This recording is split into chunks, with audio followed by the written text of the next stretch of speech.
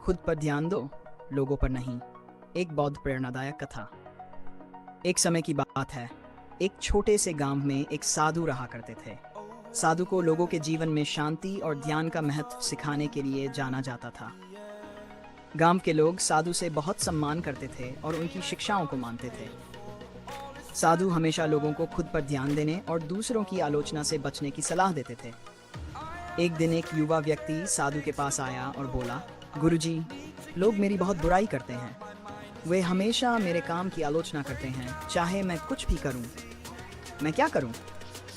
साधु ने उसे मुस्कुराते हुए कहा, बेटा, एक काम करो, एक घड़ा लो और उसमें पानी भरकर इस गांव के चारों ओर चलो।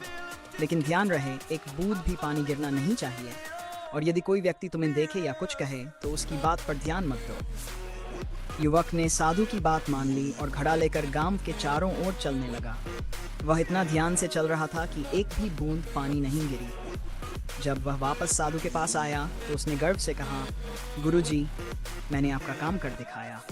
नहीं एक बूंद पानी गिरी और नहीं मैंने किसी की बात पर ध्यान दिया। साधु ने फिर से मुस्कुराते हुए कहा, देखा बेटा, जब तुम अपने काम पर ध्यान लगाते हो और दूसरों की बातों की परवाह नहीं करते तो तुम अपने लक्ष्य को आसानी से प्राप्त कर सकते हो।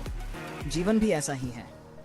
अगर तुम अपनी राह पर चलते रहोगे और दूसरों की आलोचना से विचलित नहीं होगे तो सफलता तुम्हारे कदम चूमेगी।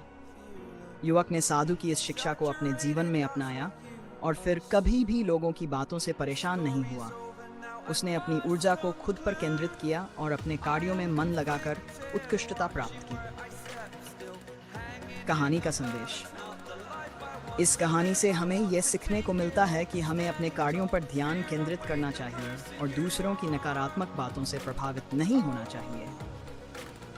अगर हम अपने लक्ष्य की ओर पूरे ध्यान और समर्पण के साथ आगे बढ़ते हैं तो सफलता निश्चित रूप से हमारी होगी।